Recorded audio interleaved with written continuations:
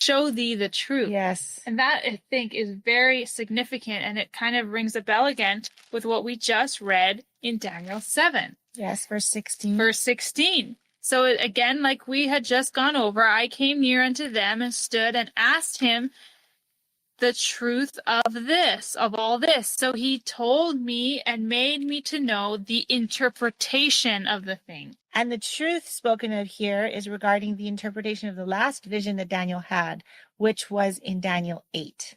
Correct.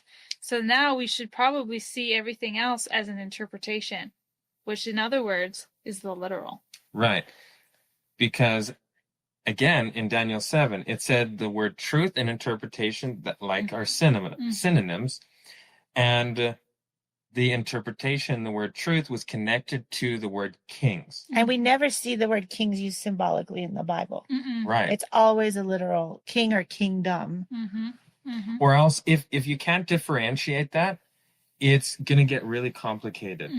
So when you see a beast and it's in vision, you know that this is a symbol. And now you have to interpret that symbol to be the literal, which is the king or kingdom it's representing.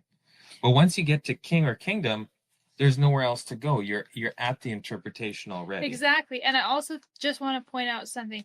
There's a difference between the word figure and spiritual. There's a difference between the word figure and symbol. Those are similar, but figure and spiritual are two totally different meanings. So what we're talking about is the Bible that has figures and the Bible that also has interpretations, or the literal. And the only way to know is if it breaks natural law. And in this case, we are now starting, I will tell you the truth, I'll show thee the truth, and we are going to start seeing the interpretation.